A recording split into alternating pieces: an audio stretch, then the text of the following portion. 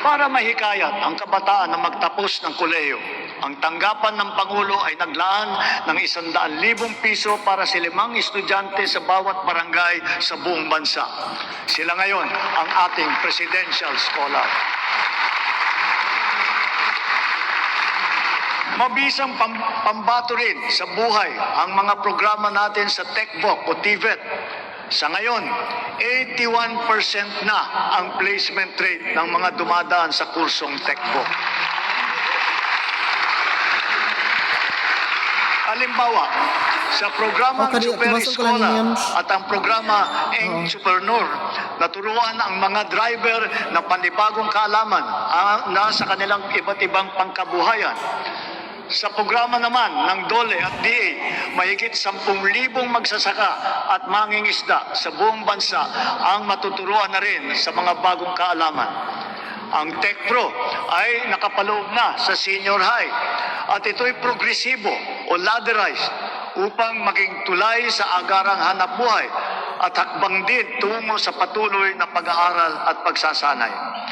Maaring gamitin ng isang TVET graduate ang kanyang national certificate bilang pundasyon upang maituloy pa ang pag-aaral hanggang maging ganap itong kolehiyong diploma. Halimbawa, ang electrical installation and maintenance sa senior high, maaring magtuloy sa electrical engineering balang araw. Ang caregiving, pwedeng ituloy sa nursing. Sa kabilang banda, kahit graduate ng kolehiyo ay maaaring kumuha ng NC upang tumahak ng ibang larangan o kaya magnegosyo. Inahayag ng DOLE at TESDA sa publiko ang kompletong impormasyon ukol sa mga kurso at programa TVET, lokasyon ng mga training center at provider, paano mag-apply, petsa, iba pang mahahalagang detalye. Malaking tulong ngayon ang TESDA Passport na bunga ng digitalization ng inyong mga serbisyo.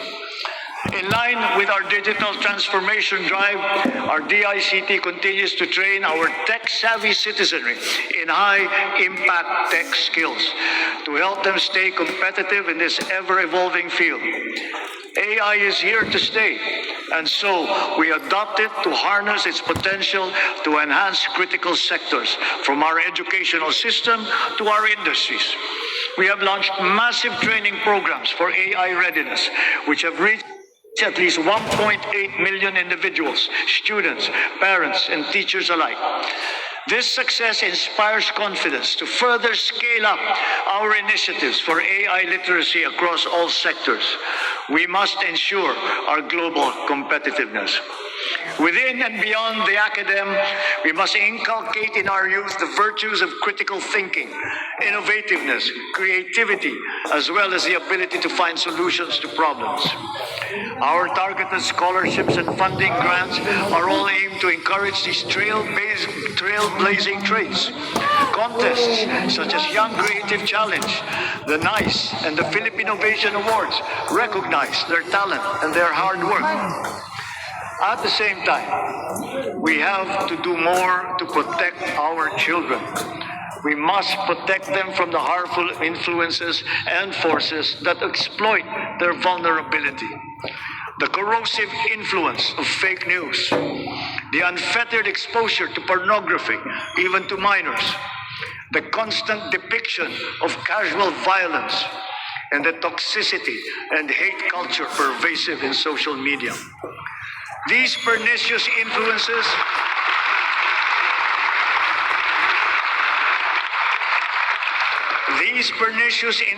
lead to issues of their mental health, rise in teenage pregnancies and HIV/AIDS cases, and other extremely harmful consequences. We must all assume a community responsibility for our young people's protection. Ang mga nasawi na ating mag-aaral kamakailan, dala ng karahasan at kapabayaan, ay nag-iwan ng malaking puwang sa kanilang pamilya at mapait na aral din para sa ating lahat. Sa mga magulang at kaanak ng mga nasawit at nasaktan dahil sa nangyaring karahasan sa mga paaralan, tanggapin po ninyo ang aming taimtim na pakikiramay. To the parents of Chris Lawrence Fabian, Joyan C. Separa, and Ayesa Nicole Dazo, we are all so very proud of the unflinching bravery and heroic virtue that you have instilled in your children. They are an inspiration to us all. Their courage and their selflessness, true Filipino qualities, are the virtues that these trying times call for. Kailangang mamulat ang buong lipunan at akuin ang responsibilidad. Pag-ipayuhin natin ang ating pagkabay at pag-aruga sa ating mga kabataan. Magkakasama tayong lahat sa misyong ito. Ang pamahalaan, pamilya, paaralan, simbahan, industriya, komunidad. Tatayo ang paaralan bilang pangalawang tahanan para sa kanila. Kaya hinahanda natin ang mga pampublikong paaralan upang tanggapin sila ng bukas palad. Ngayong school year, tuloy ang ating school-based feeding program bilang mabisang suporta sa pag-aaral. Sa programang ito, mapapakain natin ang mahigit 4.5 milyong kinder at grade 1 at mga mag-aaral na grade 2 at mataas na mga lubos na nangangailangan ng nutrition. Pagtutulungan ang lokal na pamahalaan, ang barangay, PNP, DepEd upang palakasin ang seguridad sa paaralan. Siniguro ng DepEd na nakahanda, gumagana at alam ng lahat ang mga mekanismo at proseso sa pag-ulat, sa pagtugon sa mga insidente ng bullying, pati na sa mga iba't ibang emergency. Hindi inahanda rin natin ang ating mga principal at guro upang mamagitan sa pag-ayos ng anumang hindi pagkakaintindihan ng mga estudyante.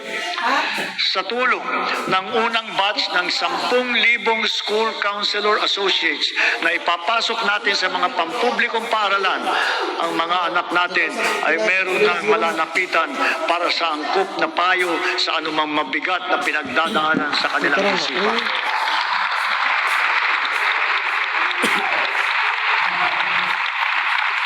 Hindi mawawaglit sa ating isipan ang karangalan at kadakilaan ng ating mga guro.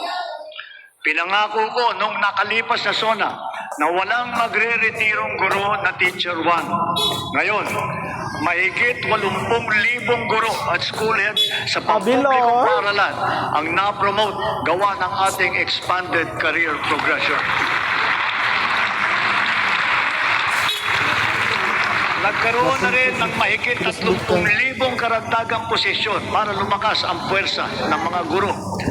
To facilitate effective instruction, we also continue to provide them with helpful and innovative teaching aids such as smart TVs, laptops, tablets, free mobile data, even lapel microphones. To dramatically increase the traditional annual production output of DepEd, we have activated force multipliers in addressing classroom storing, tapping the DPWH, PAGCOR, and the LGUs as additional production arms for the increase in our schoolrooms. For its part, the private sector also will construct its initial share of more than 16,000 classrooms in Luzon by way of PPPs. Additional PPPs with higher production targets will soon follow for the Visayas and Mindanao. Kapag may nagkasakit sa pamilya, tila krisis ang tumama. Sa mahal ng pagpapagamot, kaya nitong simutin ang kita o ipon ng isang pamilya. Kaya malusog na pamumuhay ang ating pangunahing isinusulong. Itong bakuna, maayos na nutrisyon, regular na ehersisyo at pag-iwas sa masamang bisyo at mapanganib na gawain. Mahalaga rin ang ating sports. Itinaas natin ng triple ang suporta natin dito. Hindi lamang dahil sa aliw na hatid nito, kundi para sa kalusugan. Sa nag-uumapaw nating suporta kay Alex Ayala, sana ay marami ang maingganyo para matuto at maglaro hindi lamang ng tennis, kundi ng ibang sport pa.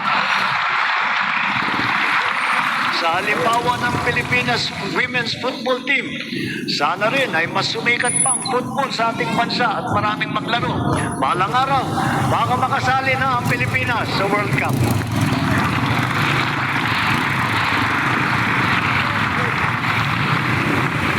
Ang ating sistema ng universal healthcare ay ang pangunahing seguridad sa kalusugan ng bawat Pilipino, katuwang ang DOH at saka ang PhilHealth.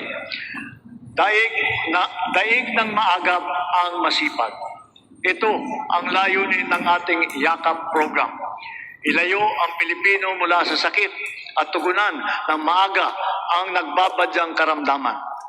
Sa taong ito, 4.5 milyon na ang nakapagpatingin mula sa 25 milyong Pilipino nakarehistro sa programang ito. Hangad natin, mas maraming klinika pa ang makakasapi sa YAKAP upang mas marami pa ang pagpipilian ng ating mga mamamayan. Sa kaugnay nitong gamot program, ang miyembro ng PhilHealth ay makakakuha ng kailangang gamot mula sa mahigit 2,000 accredited na provider. Ang bawat miyembro ay may benefit limit pa na 20,000 piso kada taon. Ngayon, 75 na ang makakalagang gamot na kasama sa listahan ng programang ito. Meron diyang antibiotic, laban sa asma, alta presyon, kolesterol, para sa diabetes, sa ubo, lagnat, at iba pang mga sakit na kadalasang nararamdaman.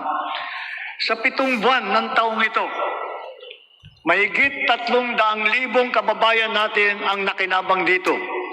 Bukod sa programang ito ng PhilHealth, ang bilang ng mga gamot na tinanggalan natin ng value-added tax ay umabot na sa mahigit 2,000.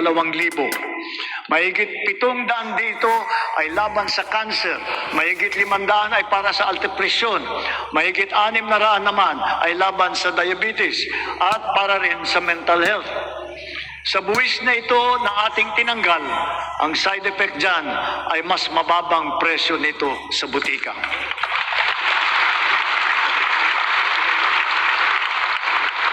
Ngunit, kung pag-iwas sa sakit ang ating tunay na pakay, kulang pa ito.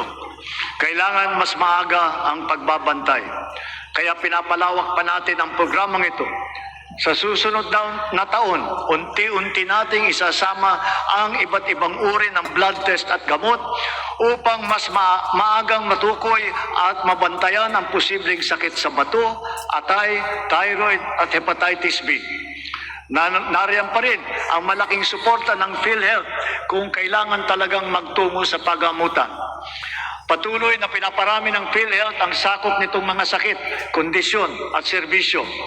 At itinaas din nito ang limit upang matiyak na sumasabay ito sa pagtaas ng mga presyo. Pinahahalagahan ng PhilHealth ang mga laganap at malubhang mga karamdaman tulad ng cancer at sakit sa puso. Kasama na rin ngayon ang pagpapagamot ng HIV/AIDS upang makatulong sa pagpigil na dumadaming mga kaso dito sa bansa. Pati na rin ang TB na kumikitil ng halos 100 buhay bawat araw dito sa atin.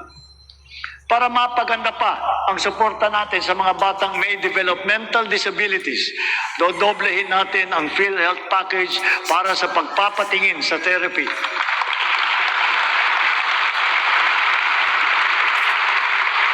Dadamihan din natin mula sa 70 hanggang 150 ang bilang ng therapy session na sakop ng PhilHealth.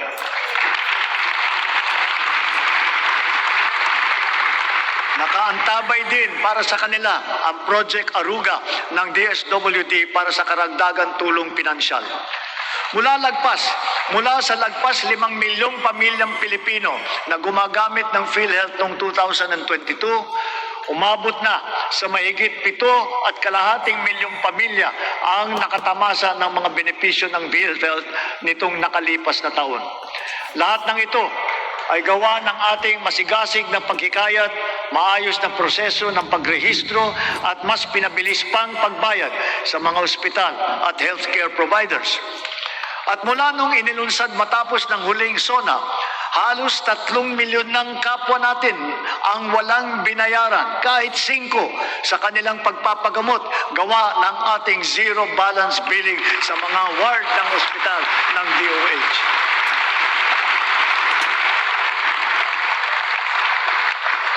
Siyempre, hindi natin makakaligtaan ang maaasahang medical assistance o MAIP. Mas marami na ang ospital na sakop nito. mas pinadali pa ang proseso. At ngayon, may e-MAIP na sa mga ospital ng DOH, online at kasama sa ating e-Gov app. Dalawa na lang ang requirement. Wala na ring GLGL, kaya hindi na kailangan pumila o magmakaawa pa sa sino mang politiko.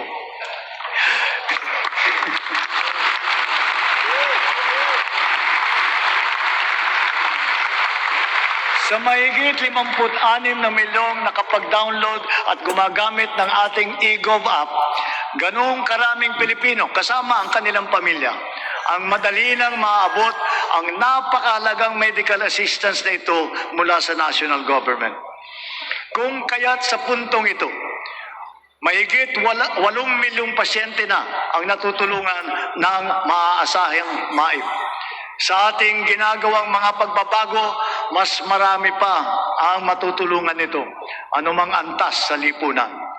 Paraan natin ito upang mapakinabangan ng mamamayan ang buwis ng kanilang binabayaran.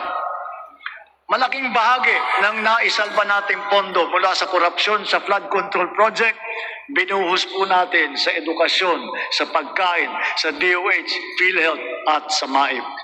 Para talagang makatulong, makapagpagaling at makapagpalakas ng katawan ng Pilipino.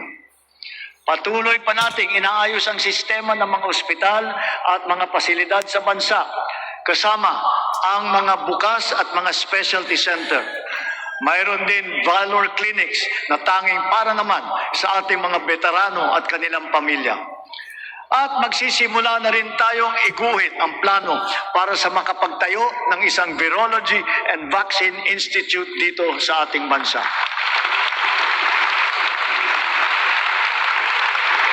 Kasabay nito, ang hanay ng mga dalubhasa sa larangan ng medisina at kalusugan ay dumadami na rin. Mula nung na magsimula tayo, mahigit dumoble ang kumukuha ng medical scholarship kapalit ng obligasyon na maglilingkod sa mga pampublikang ospital sila balang araw. Sa kanilang pinamamalas na serbisyo publiko, ang ating mga doctors to the barrios ay nagsisilbing huwaran sa ating mga susunod na henerasyon ng mga Pinoy na doktor.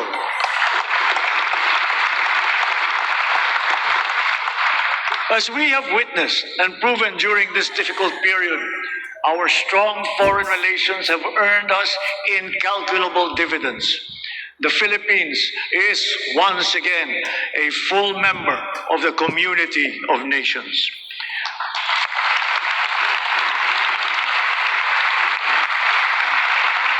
Our vigilant trade facilitation efforts have resulted in integrating our country into the international free trade network. That is the widest and most active one that we have ever had in our history. It has yielded transformative economic agreements, such as the Regional Comprehensive Economic Partnership. And now, we are set to seal yet another promising comprehensive economic partnership agreement, this time with the United Arab Emirates. Because of these international engagements, the Philippines now has 23 free trade agreements in force or under active negotiation with other countries. Our exports have grown. They have continued to grow, reflecting high productivity and the increasing competitiveness of our products and services in the international trade market. It now